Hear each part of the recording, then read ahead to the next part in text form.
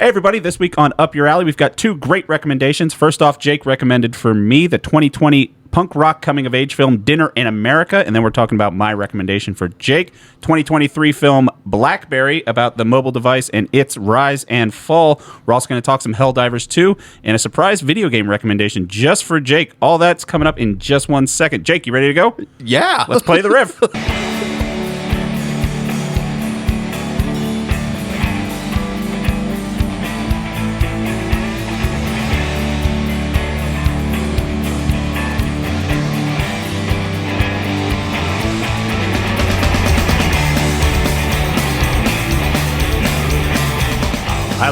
I like it with the theme song. Me too. That took longer than it should have to get it going. All right, we're both very giddy about this thing starting, dude. Okay, so there's a theme song now. We got a new theme song. That's our friends Brother Bill, local band. Their link to their Bandcamp is where you can get their album is in the description of whatever you're watching this on.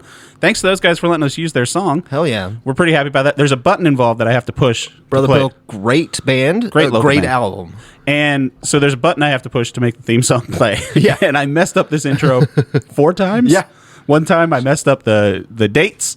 I messed up the name of the podcast. Yep. And that was just in my head. But I feel like I got it going. How you doing, Jake? I'm doing all right, man. Oh, man. We've got some good stuff coming up this week, like I just talked about. Be sure, if you're watching this on YouTube, to like, comment, subscribe, do all that good YouTube stuff. Picking up some steam in the algorithm. Really like to see that. Yeah, if you're listening if you're listening on Spotify or Apple, be sure to leave a 5-star review and tell your friends about the show. Send us your emails to upyouralleypod@gmail.com. We love hearing about you. Let's talk about Helldivers. Yeah.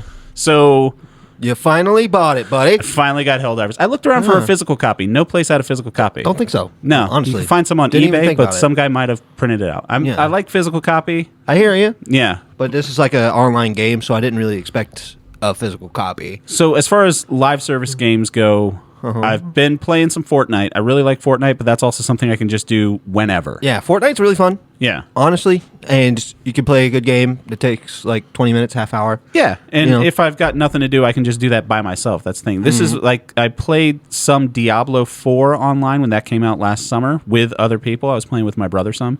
Yeah. And this is the first like squad-based shooter on this gen of consoles that I've played, since I played probably Counter-Strike in college with other people sitting in the same dorm room where we could just yell at each other. We weren't having to use headsets or anything like that. Yeah.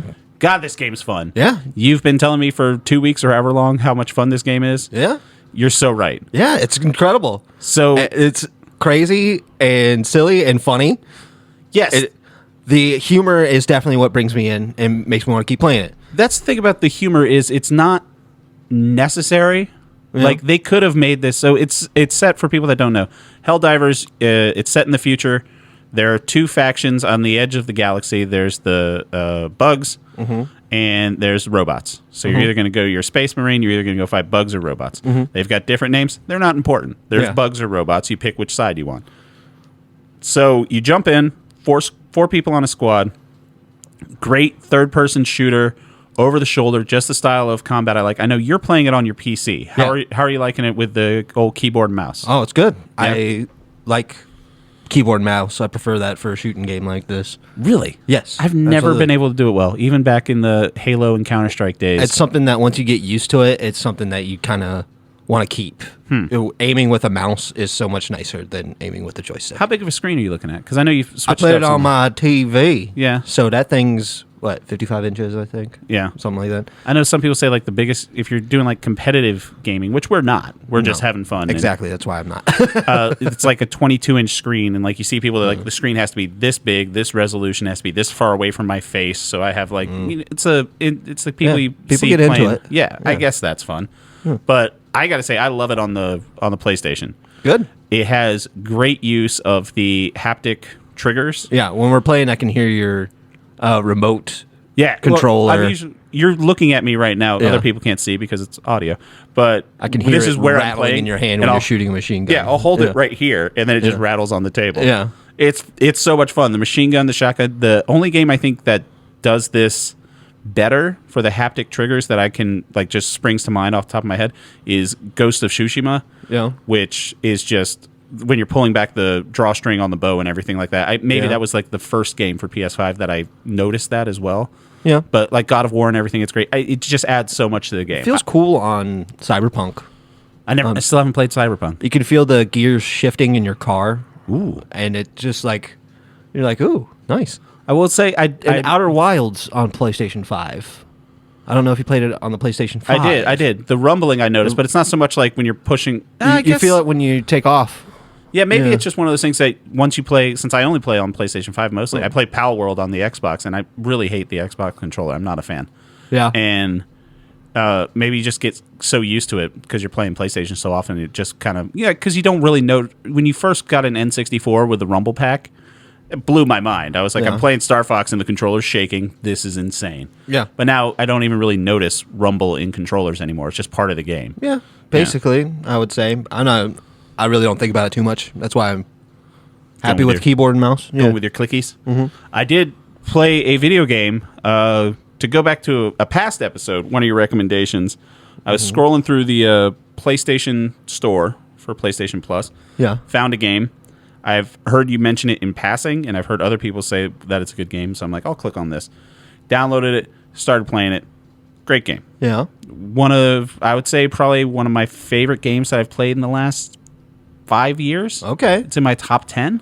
So The fact that you did not recommend this game to me baffles me. what is it? So you recommended to me Outer Wilds, which I loved. Yeah. You recommended me Stardew Valley, which I love. Yeah. You recommended me Max Payne, original Max Payne. Not a huge fan of original Max Payne. Yeah.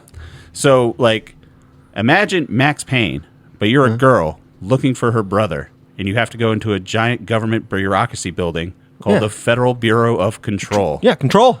That game friggin' rules. Yeah, Why did awesome. you not recommend Control to me? Because you needed to build up because you were going to have to play Alan Wake 2. Which means I want you to have all the lore for Alan Wake 2 so that you can play Alan Wake 2 and be like, oh my gosh, all of this is so cool. Okay, I don't need that. Yes, you do. No, you needed to hook me in. If you had recommended Control instead of Max Payne 1... I'm doing this like a professor. You need to understand the culture that you're entering. You're taking a shot in the dark. You can't go back to all the deep lore. You gotta hook them in first. No. Like, Tolkien didn't start out by writing, the Silmarillion. Like, he hooked them with the cool shit, and he's like, all right, there's some backstory here that, you guys can learn about a little later if you want to. Okay. But this game is amazing. Combat's great. You get more and more levels. For people that don't know, Control came out in, 2019? I can't recall, but... Yeah, it was 2019, 2020. It was a PS4 the game's game. Great. You notice that Max Payne's voice is in there? Yes, he's the... he's the director. Yeah. The first... The director. And Trench. Alan Wake is the doctor guy, right? Yes, Dr. Something. Oh my gosh, I forgot his name. Dr. something. Yeah, Dr. Darling. Got Dr. it! Darling. Oh, you were close with Love. I see the connection you were making there. Thank you. So, he... you see they said the number 667 or 665? Yeah. Neighbor of the Beast? Yeah. That's a joke from Max Payne. Is it? Yes. So... The humor in that game is great. The gameplay is great. The story is so enthralling. Awesome. So you start out, you're playing this girl, Jessie. She's looking for her brother. You go into the Federal Bureau of Control, which is like a nondescript government building. There's people getting taken over by a supernatural force called the Hiss. You have your own supernatural force inside of you. And I wanted to play this game, and then I'm like, I got to beat this game before I talk to Jake about it. There was a time it was after we recorded last week, so I think it might have been like last Friday or last Thursday, maybe even after we recorded, where I was like, I got to plow through this game. I don't know how much is left. And right when I'm about to put down my controller and like, I'm going to bed. It was like midnight at this point. You go through this maze, and it's like a hotel room looking maze. And then just this heavy metal starts playing. Hell yeah. Old Gods of Asgard come in. Holy shit, dude. That's an Alan Wake reference. So I know that now because I would have already played Alan Wake 1 and Alan Wake 2 if you had done Control, because that set piece where you're going through all the the meme about like the back rooms. Yeah, it reminded me of that, and just going through the back rooms, they're shifting and changing. You're shooting. You can fly at that point. You could throw things randomly. You've got a gun with unlimited ammo that at that point is souped up. It's the one part in games that's so much fun where it's the all the powers fantasy where you're like, all right, let's just take the governor off and just throw all these powers, it's when they give you the rocket launcher, it's when they give you whatever, and it's fun. And this heavy metal's playing that they have synced up to the gameplay. Fun heavy metal. Yes. Like the silly type that I silly enjoy. heavy metal. It's almost like a little. It's not the screamy type. It's old men singing. It reminded me a little bit of Judas Priest type. CKY, like that kind of like CKY. Yeah, I wouldn't even go that hard. it's just fun. It was just really yes, it's incredibly fun. Great. That moment is one of the best moments. Have you heard the band Wigwam?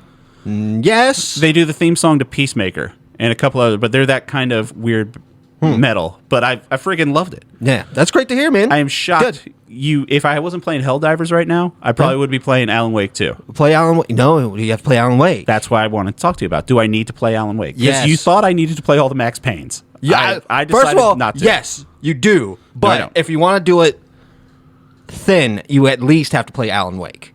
But there's stuff from Quantum Break in there. There's Death Rally is referenced in there. That's their first game from Remedy. Death Rally? Yes. Never even heard of that. Exactly. It's an old game. It's a car combat game. Well, I did notice, so I beat the story. I didn't 100% it, but when I beat the story, it opens up a mission where you go down to an elevator, and the name at the bottom on the subtitle said Alan Wake, and I'm like, oh shit, he's just straight up in this game. Yes, he is DLC, AWE. So I guess that's all in the I would DLC. say if I were you now, I would play Alan Wake, and then play the Alan Wake DLC on Control, and then play Alan Wake 2. Why in that order? Well, you'll just enjoy the context of the DLC, knowing what Alan Wake is doing. So I would think. I'm sorry, I'm so distracted. I don't know Yeah, what's you're just happening. kind of looking around and playing on your computer. My computer's not charging. It's strange to me. It's like being stupid. I mean, you don't have it plugged into anything. It's plugged into. There's nothing plugged in. Yeah, it is. I'm watching you plug it in right now. Listen, mistakes were made. I'm watching him look around. There was a button that I had to push. I've been worried about this button. There's another button coming up. There's a button for the outro. Play Alan Wake. If you want, I have Alan Wake's book, the Alan Wake files this is from homework the now. special edition of the Xbox 360, and you can read that. My eyes just rolled so hard, Jake. Yeah. I fell backwards. Definitely play Alan Wake 1 Yeah. before you play Alan Wake So I will 2. say this. Absolutely, definitely. If we had gone, I forget what I gave Max Payne. I think I gave it a 2. Yeah, like probably. a soft 2. Yeah. Yeah, Controls 100% would have been a 3. It's a 3. So much fun. The way you get your powers, the gameplay. Why you have the powers? I love the world building. Yes, where it's so fun. It's like SCP, where you have things that are objects of power that interact with altered world events that can be created. Such great Everything's story building. explained really well by a very charismatic doctor, and Trench does a really good job showing you, I don't know, just a demeanor of that character who's a dead guy. You just give remnants of his memories playing in your head. And there's great puzzle solving and great platforming too. And the thing called the board, which doesn't really go into what it is, but it just kind of gives you your orders. Yeah. It's just a big upside down black pyramid. Yeah. That thing's great. Yeah. I love that stuff. It's fucking fun. It's like a little bit X-Files. Yeah. It's a little definitely. bit. Did you ever watch Severance? No. Kind of reminded me a little bit of Severance too. Probably because of the stale office environment. Yeah, that kind of weird office where everyone there's working on something, but they don't really know what they're working on so much. But they're taking it very seriously. That game's incredible. And it was a funny game too. It had some good bits in it too. Oh yeah. So yeah, Control gets another. Oh, happy you played it, man. Yeah, I'm happy I played it. Have you caught up with Shogun? I watched 2 episodes. I've watched 2 episodes as well. How's Shogun treating you? Because I was thinking about making that a rec, but then you told me you already watched it. I know. I kind of sat down and watched it because I'm the Japanese guy. I like Japanese stuff. So yeah, I started watching it, and yes, I'm in. I think it's great. I'm not gripped like everybody seems to be. I don't feel gripped. No, it's kind of a slow burn, and it's you can't have it on in the background. But I think when people say it's not gripping, I think that's what's kind of genius about this show is having half the dialogue in Japanese, so that you have to watch the TV to read it to understand the political intrigue that's going on. Yeah, I think that's actually kind of very clever. I like the political side of it, and that's my favorite part of it. 2 of the guys from the most recent Mortal Kombat were in it. Johnny Cage, yes, Johnny Cage, Liu Kang. That's racist. He's Chinese. The guy that plays Raiden and the guy that plays Scorpion. They're both Yes, in it. that's what he is. Yeah. Cool. I love him. And Akio, however you say her name, the young girl, she was in the most recent Godzilla Gods and Monsters, the series. Oh, damn. Yeah. So just stacked cast. It's really fun so far. Yeah. And apparently it was already a miniseries in the 80s. It was a miniseries. With I just remember Toshiro Mifune, and that makes me want to watch that a whole bunch. Could be good. I love him. Except you know how I feel about old things. They're never as good as new things. Yeah, this is before Like how Max Jurassic Payne Park, buddy. sucks. I'm so sorry. Max Payne sucks and Control is awesome. Max Payne is so good. You know how much more fun it is to throw objects like you're a fucking Jedi than it is to just do a bullet time dive into the same room of guys going like, "Oh, it's Max Payne's here." The same amount, if not more. I forget which side I was on that, but yes. There you go. Yeah. There you go. Control rules. Yeah. Control does rule. Shogun There's rules. no argument. Helldiver rules. It's been a pretty positive week so far. I hope we keep up this enthusiasm. You tried to make it so negative right there. You're like, Max Payne sucks shit. And you're like, where's this coming from? It doesn't. It's good for the time, but yeah, if I can't believe you didn't bring up Control in that episode even. But just, yeah. I've brought it up many a time. I don't listen to you all the time. This is the weirdest conversation right now. It is, but I'm happy we had it. It's kind of what this whole show is. All right, so we're going to get into our recs for this week right after this quick word from our sponsors. Is something interfering with your happiness or preventing you from achieving your goals? Regardless if you have a clinical mental health issue like depression or anxiety, or if you're just a human who lives in the world and is going through a hard time, therapy can give you the tools to approach your life in a very different way. That's why I'm excited to tell you about today's sponsor, BetterHelp. BetterHelp's mission is to make therapy more affordable and more accessible, and that's important because finding a therapist can be really hard, especially if you're limited to the options in your area. BetterHelp is a platform that makes finding a therapist easier because it's online, it's remote, and by filling out a few questions, BetterHelp can match you to a professional therapist in as little as a few days. It's easy to sign up and get matched with your therapist, and there's a link in our description. It's betterhelp.com/Allie. That's betterhelp.com/Allie. Clicking that link helps you support this channel and also get you 10% off your first month of BetterHelp so you can connect with a therapist to see if it helps you. And because finding a therapist is a little like dating, if you don't fit in with your first therapist, and that's common, you can easily switch to a new therapist at no additional cost without the stress of insurance or who's in your network or anything like that. I'm a big proponent of therapy, and anybody that knows me can attest to the difference that it's made in my life the past couple years, and I recommend this program to anybody. So if you're struggling, please consider online therapy with BetterHelp. Click the link in the description or visit betterhelp.com/Allie. That's betterhelp.com/Allie for 10% off your first month. And we want to thank BetterHelp for supporting our podcast. All right, we're back. First, we're going to start out with Jake's recommendation for me, a 2020 film. It's listed as a coming-of-age black comedy. I'll agree with that. I don't think it's as much of a black comedy as it is just kind of a straightforward comedy. I would call it a punk rock romance. Ooh, punk rock romance. That's not even a thing on Letterboxd that you can search for, but it should be. It's called Dinner in America. It is written, directed, and edited by Adam Carter Remeyer. Sorry. Pretty low budget film. Not a lot of the cast that I recognize. Jake, how'd you come across this, man? Because I had never even heard of this. Came out 4 years ago. Never heard of this movie. YouTube show I like called Red Letter Media. We're doing a spotlight of them. I'm going to have to sneeze real quick. Hold on. You got so far away from the microphone. And we're back. Would you want that on the mic? Like both literally? No, neither. I don't want that sound? physically or audio. You're so very welcome. So they had a spotlight episode on this, and I was watching just a little bit of it, and I was like, that looks like something that's interesting to me. Yeah. So I was like, I'll just watch it. Yeah. And I did. And I loved it. Plot of the film, it starts out with this kid, this punk rocker kid. He's in like a drug testing thing, and then he goes to a family's house, fucks up that family's life a little bit, and then immediately just goes on the run. That's where we start out. And then there's the female lead. She's just at home with her family, sees the guy when she's on her lunch break, and then this whirlwind romance starts. Yeah. You talked about the punk aspect of this. So the main character, Simon, he's pretty obviously punk from the beginning. Yeah. He's got a funny haircut that everybody's like, why your hair cut like that? Yeah, and he's got 2 jocks in tracksuits that he swears a lot. smoke cigarettes constantly. Smoke cigarettes constantly. This guy's constantly smoking. Yeah. And I gotta say, this movie is it's a weird 3 for me. Yeah. Because it's a combination of a bunch of different things that I like, but things that I wouldn't think would go together, really. But they do somehow. It's like when you try like a new flavor of ice cream, you're like, that kind of ice cream, really? But you're like, huh. I take it. Yeah, I thought I was gonna like this movie because they're like, it's really funny and it's got a punk rock aesthetic to it, and I was like, that seems interesting enough to me that it'll warrant a watch. And then I walked away going, that was pretty special. Yeah, this is a very special movie to me. I rented this on Amazon. It's available to rent for $3.99. I think a lot of people should do it. It's a little.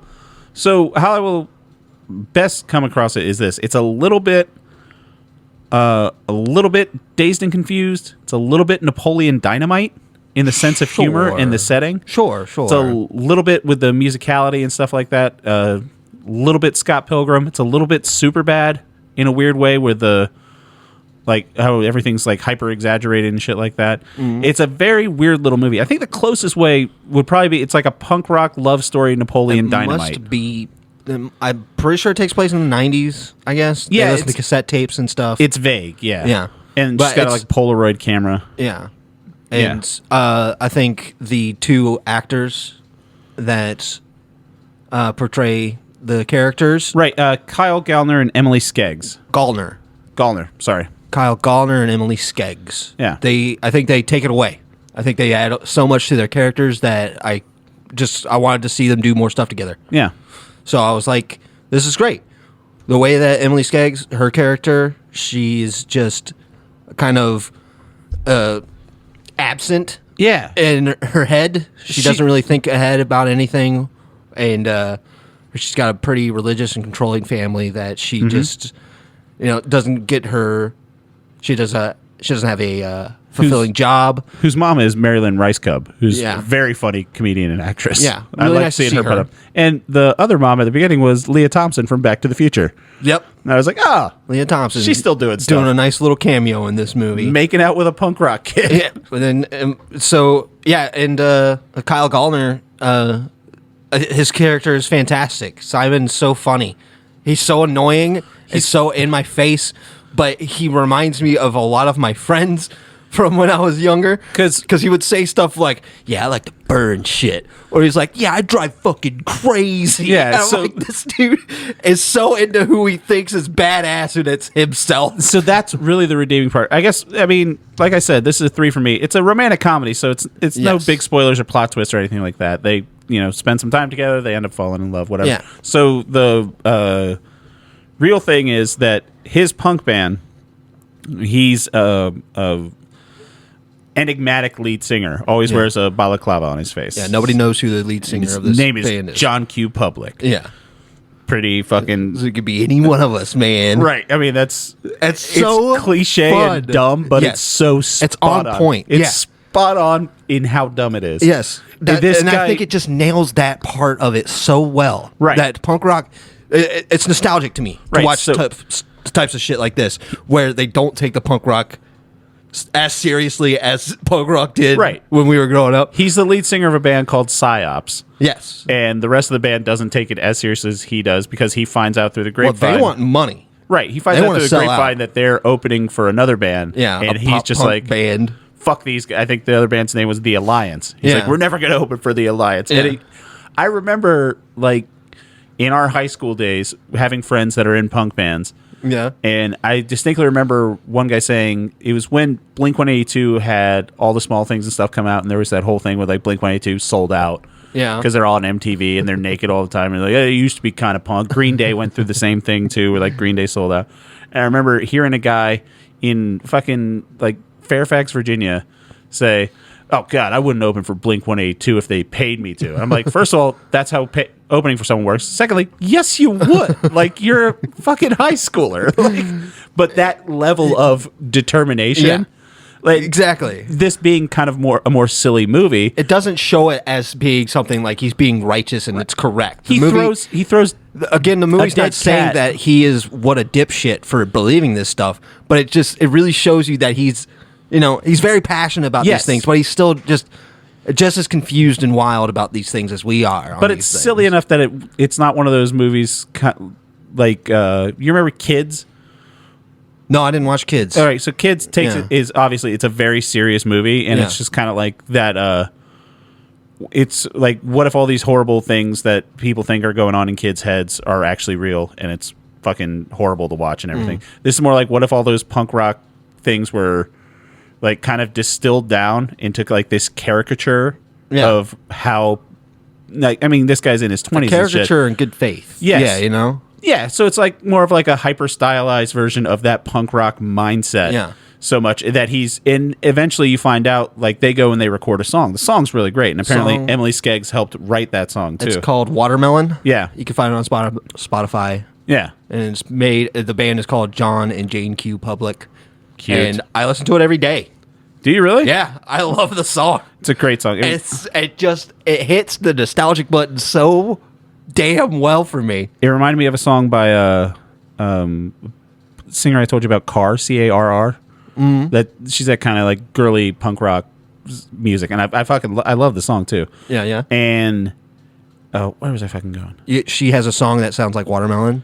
Oh no, but it's just that kind of same vibe. Yeah, definitely. The punk music that his band plays, Psyops, is really good. And it turns out, like, when they're recording that song, it seems like he's breaking into a house, but then like a drum set's there that he knows and all his recording equipment. And comes out he's from like a really nice, rich family. I wouldn't say nice, but he's from a wealthy family. Yeah. He's got a brother-in-law that's a dickhead, gets mad at him for screaming. He's got another brother who's nice to him and everything like that.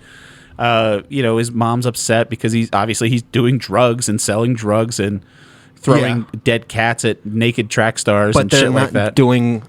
They're not doing anything to try and reach out to him. Right. But so you can start seeing where his angst comes from. Yes. And a lot of these scenes play out over dinner.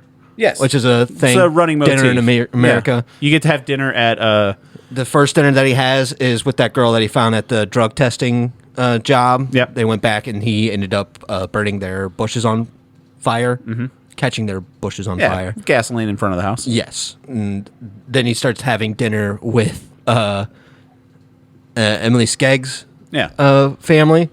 And like they enjoy him, but he's lying and saying he's a missionary that just came back from like Zimbabwe or something like that. And he's just pushing everybody's buttons, but he's like just doing it to be an asshole. Yeah. And then he smokes out the little brother and the little brother turns cool. His brother is really...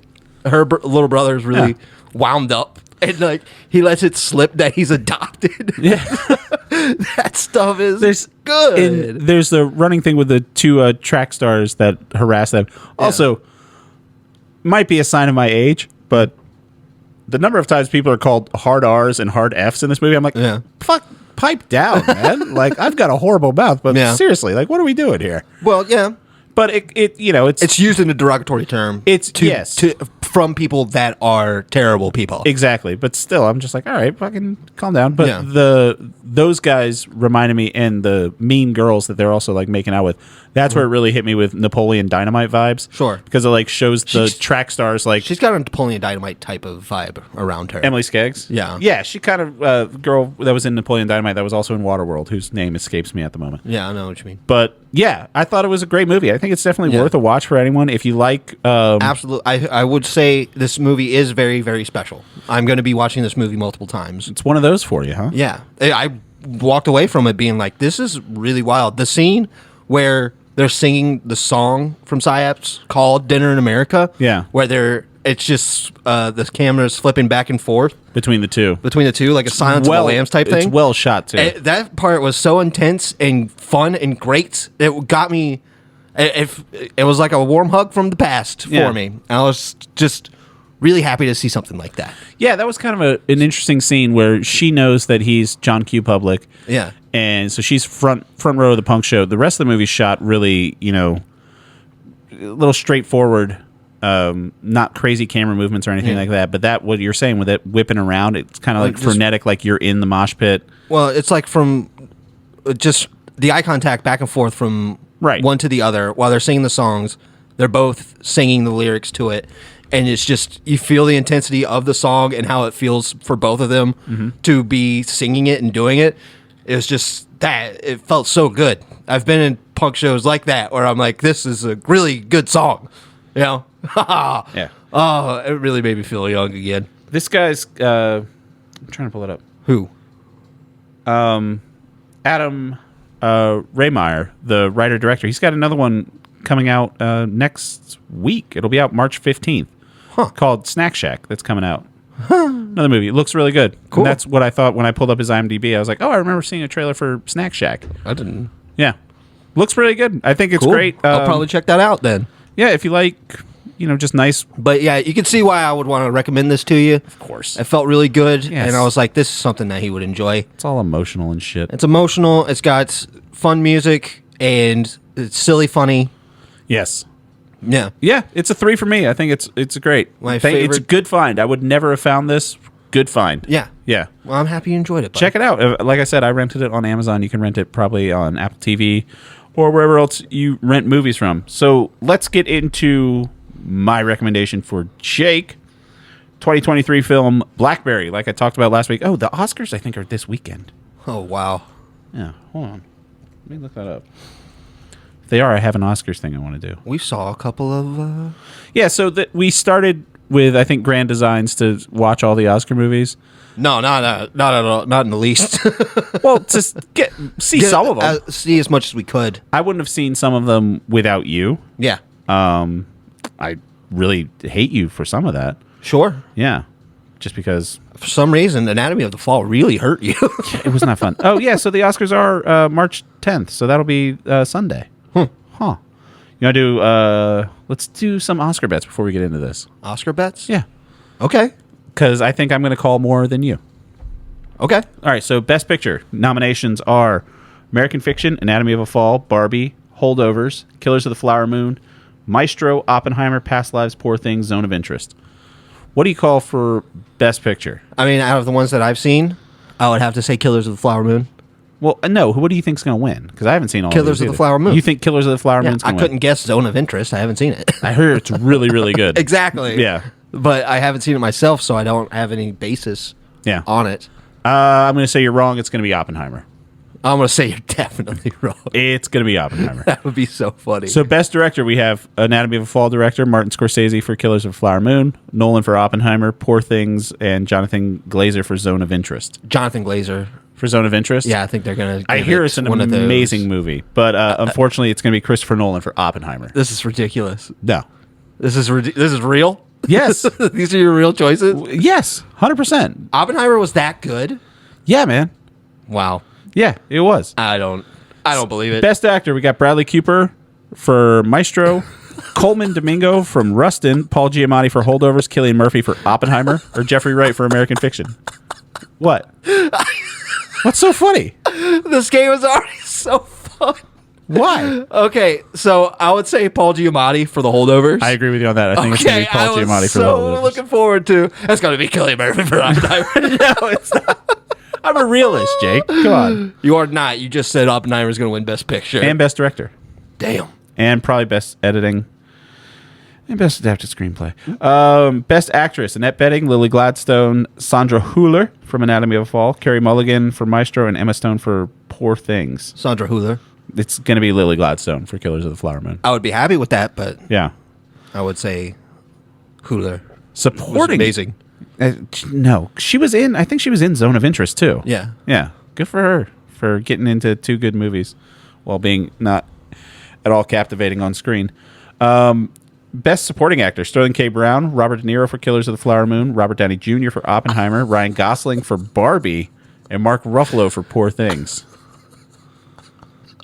What do you think? I think I know what you think. What do you think I think? I want to say Robert Downey Jr. For Oppenheimer? Oh, wait, no, Robert De Niro. I'm sorry. You're going to give that over Gosling? many. You're not going to give it to Gosling? For Barbie? Yeah. I mean, Barbie's a really good movie. Like, It is I love a good it. movie, yeah. And Ryan Gosling's great in it. Yeah. There it is. I don't know if it's something.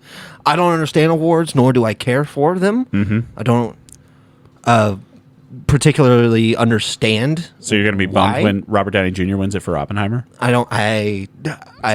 I'm sure he deserves it because I hear it's a really good performance. He's already got an Oscar, though, doesn't he? Didn't he win one for Chaplin way back in the day? Yeah, maybe. Yeah, it sounds about right. Yeah, that does sound about right. All right, last category that we'll call, because I want to find out which ones we're right on. So far, we've only agreed on one, which is Paul Giamatti, which will be really funny if Cillian Murphy wins for Oppenheimer on that one. Oh, let's throw a hat on the ground. Supporting actress, I think we're going to agree on this one, too.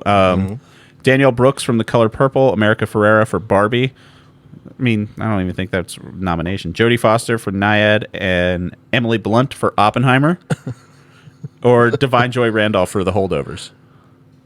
I think we both actually agree on this one. We'll say it on 3. 1, 2, 3. Emily Blunt. No,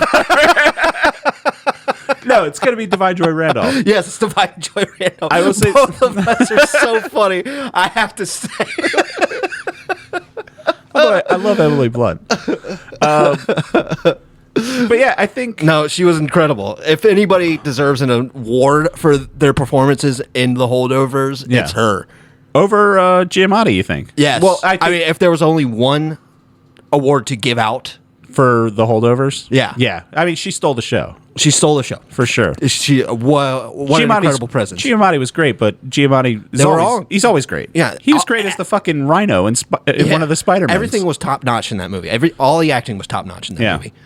So you don't think it's going to win Best Picture, though? No, I really don't. I really think Killers of the Flower Moon was something... It's going to get second place to Oppenheimer. Very special. I'm surprised The Holdovers didn't get nominated for Best Director, because I really liked how that movie looked. It looked like an old 70s movie, and I liked it. Yep. All right, so we're going to call that, but we're not talking about any of that stuff. We're going to get back on track. Because someone who was not nominated was Glenn Howerton in the film Blackberry. Very true. So Blackberry was directed by Matt Johnson. He also co-wrote it with his producer Matt Miller, and it's about the founding of not the founding of Rise and Fall. It's about Research in Motion. Yeah.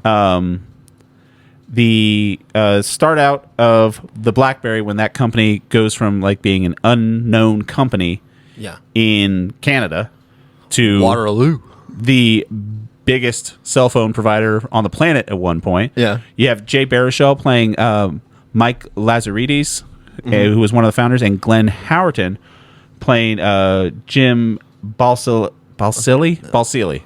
He makes a point of how to say it in the movie, and I've already fucking forgot. Because you said it twice. Yeah. Now all my head is filled with is Balsillie. Yeah. But I'm pretty sure you said Balsillie. Balsillie. Balsillie? Balsillie. I think it's like fusilli, the pasta. Balsillie. And Matt Johnson plays Doug Fregren, he's also the director and one of the writers of this movie. I didn't know who he was, but that's he's from Nirvana the band. Is he? Yes. Huh. He is. I know he's a Canadian guy, and he does like some Canadian comedy stuff on his IMDb that I checked out. He's very from talented guy. Nirvana the band, and he's hilarious. So I wanted to watch this movie. Obviously, I'm a big Jay Baruchel fan, and I'm a big Glenn Howerton fan, and I'm a big Canada fan. And I've also owned a BlackBerry. Did you ever own a BlackBerry? Absolutely. Yeah. Yeah. What model? I can tell you that. Yeah. I think I had one in the 2008-ish. I don't know. I even had the cool Velcro pocket that you attach to your pants. I will say this. Keep it in. Having a BlackBerry, and I think this film does it really well. I wanted you to see it just because, I love a good business movie. I love a good how did they make the thing movie. And this movie's so good. I think it's one of the better one of these movies. That's probably the best one. I told you last week it was either I was going to recommend this or Tetris. Yeah. And I like this better than I like Tetris. This movie is great. I mean, if you're talking about great, how did they make the thing movies? I think obviously the best one. They even start with saying that this is a fictionalized telling of BlackBerry. Yeah. Which is like, thank you. Your fictionalized telling of how you made the thing that everybody knows about. Yes. And who did that best? Yeah. Oppenheimer. No. Yes. I just said that BlackBerry did it the best. So you like the movie? Yeah, it was great. It's a 3. Absolutely. I think it's nothing to say from what's his name, Matt Johnson. Matt Johnson, yeah. It's great. directing, great story. His energy was fantastic the entire Just movie. so funny and Yeah. so good in it. Glenn Howerton, of course, steals the show. I think he deserved a nomination for I this. can't believe he's not in more stuff. Doing Crazy after Man? This. Yeah. Because his presence was incredible. I don't think he has to. I think he, first of all, he pulls off that look of the businessman with the shaved head. Like he got full on Friar Tuck hair, and he makes it work. And Jay Baruchel has crazy white. When he gets the white comb back. Yeah, where he's like trying to look like he's from the future. Yeah. But he pulls out, and I think Jay Baruchel gives, he's very, I think both of the leads, Baruchel and Howerton, are really doing their strengths at the top of, like, you know, they're throwing their fastest pitch and they're nailing it. Like Glenn Howerton just being unhinged, crazy, driven, and like with a sole purpose. Yeah. This is what I'm doing. His character is somebody obsessive. that is about having a presence Yeah. in front of people to get people to listen to you. Yeah. And he pulls it off. And Yeah. that's an incredible feat. And I would Baruchel say. on the other end of that spectrum, just being like that soft-spoken, Yeah. you know, guy that kind of gets pushed around but learns to stand up for himself, which Clever. is Baruchel's Yeah. wheelhouse. He nails that, Yeah. you know, to the best level he's ever done. Always nerdy. Always nerdy little guy. Except when he was a guest on a couple episodes of Letterkenny as That's true. the far right guy that comes in and Wow. gets beat up by Wade. Yeah, he's hilarious in that too. That's great. So, how much of this story did you know, like, ahead of time? I own a Blackberry. That's it? You don't even know what model it was. I knew that obviously I know that's it's not a thing anymore. Oh, and Jim Krasinski did a commercial for them, I'm pretty sure. John Krasinski? Yes, Did John you just make Krasinski. Jim Halpert into Jim Krasinski? His name's not Jim. Nope. It's John. The Office has been lying to me this whole time. This whole time. They're not married in real life either, Jim and Pam. Pam Beasley? Yeah. You know who he's married to? He's married to Oppenheimer. Kitty Oppenheimer, Emily Blood. Everything just keeps looping back to Oppenheimer. That's because he put every star in it that he could. I think everyone wanted to be in it. It's his end game. It's true. But I didn't know any of the behind the scenes stuff. Like, Yeah. my first shock watching this movie, Blackberries are from Canada. Yep, there you go. I didn't know that. Cool. I didn't know that they were the ones that saw the broadband spectrum, and they're like, we could just use that.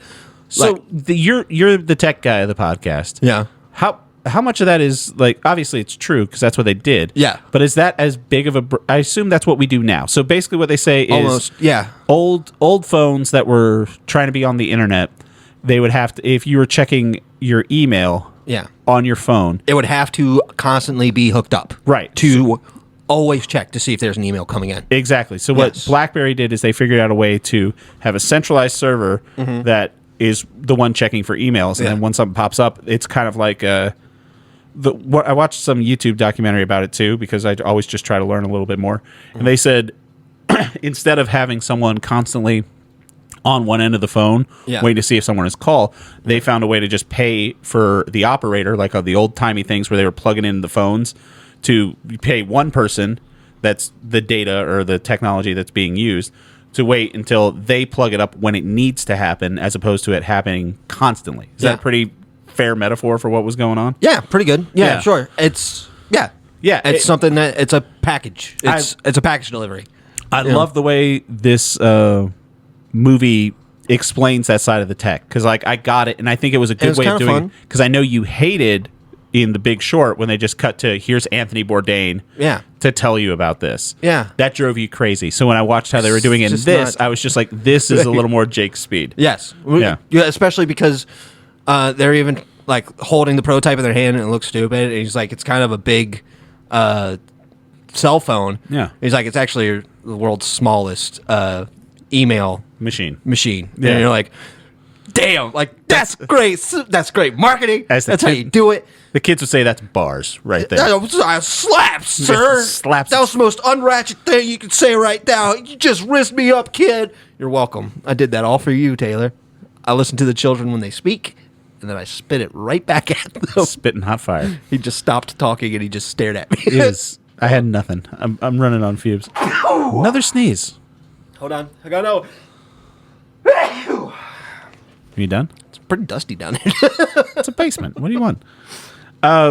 So I didn't remember. obviously I never had stock in BlackBerry or anything like that, but there was a time, I guess it was when the iPhone came out, where Blackberries were just not a thing anymore. And it has the whole arc of Jay Baruchel's character at the end. No, there's this running thing for the movie that I thought was great. It opens up with Jay Baruchel and Matt Johnson going in to pitch at Glenn Howerton's venture capital firm their phone, and there's an intercom, and it's got a hum to it. And it drives Jay Baruchel insane. Great show don't tell moment of like, this guy's very meticulous and knows what he's doing. He pops open the intercom and fixes it and makes an offhand comment. It's like, it's cheap, manufactured in China. That's why it doesn't do this. Just go to the end of BlackBerry. They're trying to make money. He opens up with a new phone that they had made in China, and he hears that little hiss, and he starts opening up every single BlackBerry and fixing it by hand. And then it just shows, like, essentially the end credits are like, BlackBerry has no fucking money except for the one guy, Doug, who is the nice guy. He cashed out and is one of the richest people on the planet. And I looked it up. He's got like $3 billion. It's like, fucking good for you, Doug. Wearing your tank tops and shorts all through the Canadian winter at your tech job. It was fun. Yeah, it was a really good movie. It was very fun. Glenn Howerton, of course, was just I'm from Waterloo. Yeah. Where the vampires hang out. It was, wow, that's is a wild that a reference thing. To something? I have no clue. But that was a wildly fun thing to say. Yeah. I like this movie a lot because it was a thing with, you could be something in business where you could be too pushy and you could be too in your face, or you could be too bashful, and both things are going to ruin your job. Right. And when they hit that sweet spot is when they're feeding off of each other with providing great tech and great product with a great presence that got people into it. Yeah. And like, that's how it grew. And then it's just when the one shark ate the other that thing took over, and now everything was just an asshole business. Right. You know? Because I felt that part, immensely. It shows you that BlackBerry was just a bunch of kids having fun for a long time. Yeah. And then it was time to They're playing some LAN game or whatever. Yeah. It was Ultima Online or whatever. But even when they were working at BlackBerry, they were still having movie night. They were still hanging out. It was still all the same people. But now it's time to make money, which means now all the people that are there having fun doing this need to fucking leave so that people that want to work hard and do nothing but work can take over. Yeah. So that we can make more money. And it's like, that sucks. Yeah, always hate that stuff. They hit that sweet spot, which that's the best part of the movie, is when the company's doing well. When Jay Baruchel's genius and Glenn Howerton's genius, they find a way to work together. Yeah. Then as soon as they get out of sync, Glenn Howerton starts to want to buy the Pittsburgh Penguins and move them to Waterloo. Yeah. And as soon as he starts focusing on that, shit starts to break down. And it's just a really great... I wouldn't even call it really a... It's not like a cautionary tale, because these people are billionaires still. And Yeah, nobody... But it's not like jail time. It's more like a fable. It's just like, this is just what happens. Like, you can work out like this, and or you can not. And it's just something to it's. I think about business a lot, where it's like, it's kind of nice to have fun at your job. Yeah, it's kind of nice to want to go to work. That's what it is fun. I love my job right now. Yeah, I go there, and like all my coworkers, we all say the same thing. It was like, it's kind of nice not having to dread coming to work. Right. And it's because we get work done, but then we also like hang out. Are you saying you work hard and you play hard? Yes, we work hard, then we play hard. Yeah. We hit the lever, and then we start dancing on poles. Is that the Simpsons reference from the steel mill? Yeah. Oh, that's where you work. I forgot. I forgot you worked at the fictional gay steel mill from the Simpsons. It's so weird that episode has lasted for so long. That episode's great. Prime of the Simpsons. It's one of the best episodes. Yeah, so 2 3s this week. Found 2 good movies to watch. And I want to thank everybody for listening. Like I said earlier, like, subscribe, do all that good stuff. You can send emails for your recommendations to upyouralleypod@gmail.com. But before we get out of here, we got to find out what we're going to be talking about next week. Jake, what you got for me? I saw a mouse. You saw the mouse? Yes. Yeah, it was chilling up there, dude. It was back behind the screen now. Yeah, so since... Oh, there he is. Yeah, so since I put up all this soundproofing, the mice are just like, oh, shit, this is so much easier to climb up and down. Good for them. Synergy. They're not... Just like the mice are Jay Baruchel, and I'm Glenn Howerton. Like, and right now, we've got a couple good working models. It's going to be fun. One day I'm going to snap, and it'll go south. But what do you got working for me next week? Okay. I want to go back to the beginning of this show. Oh, fuck. Are we doing Twin Peaks again? No, but one of my original goals was to get you to play games again more my speed. Uh-huh. And I went back, since I got my computer working and stuff, I went back and played this game that I really love. It's on itch.io. It's a computer game. It's from a developer called Kitty Horror Show. The game is called Anatomy. Anatomy. Yes. It's $4, $3 or $4. It's a short game. You could probably beat it. Is it just on computer? Yes, just on computer. Can I play it on this thing? Yes, you should be able to. I would say it's like 74 megabytes. It's a very small. Well, I've got the MacBook, too. I can play it on that. Yes. But I don't need, like, a special setup or anything. No. Point and click? First person walkabout game. What is .io? Itch.io. No, what is .io? It's just another. Because when I do the clips and stuff, I use a website that's a .io to put the captions up and stuff. I'm not sure. No. I mean, this is a game output. I've seen a bunch of streamers that I like playing it called Buckshot Roulette. Yeah, where they're shooting and. You're looking at itch.io. You saw Bookshot Roulette on. Yeah, there? I've been seeing people play that game and wanted to know what it was. Cool. Well, this is a two-parter because I want you to see that itch.io is a thing. I see this now. Yeah, it looks pretty fun. But I want you to play Anatomy. Anatomy on itch.io. All right, I will do that for you. I have a documentary series on Netflix. This one, I don't know what Netflix is doing, but they're hitting my sweet spot with documentaries. They have a formula. They know it works. And so I want to talk about it. This one might get us flagged for all the bad stuff that we talked about. Whenever we talk about politics for some reason, we get flagged. But I don't care. I want to talk about it. It is called American Conspiracy, The Octopus Murders. Yeah. A lot of this is set in Fairfax, Virginia. Oh, spooky. It is about, obviously, an American conspiracy centered around the murder of a reporter, Danny Casolaro. In 1991, I want to say. He was tracking down a far-reaching conspiracy in the government. Yeah. And then when he went to interview someone, he got murdered. Or did he? That's the conspiracy. You asking me? No, watch the documentary and then we can talk about it next week. That's how this works, man. I don't know if he died. Yeah. He did. No, he definitely did. He died. But it's really well made, and they got great interviews with people that are involved in it. No. Actual people from it, and then a younger filmmaker kind of takes up Danny's mantle, starts looking at how he got murdered, and then he kind of back ends his way into the conspiracy himself. So just fantastic, well-made documentary. It's in 4 parts. It's on Netflix. American Conspiracy, The Octopus Murders. So I want to thank everybody again for listening. Want to thank Brother Bill for letting us use their music for the theme song. Jake, thanks for coming over. I love you, buddy. Love you, man. All right, bye.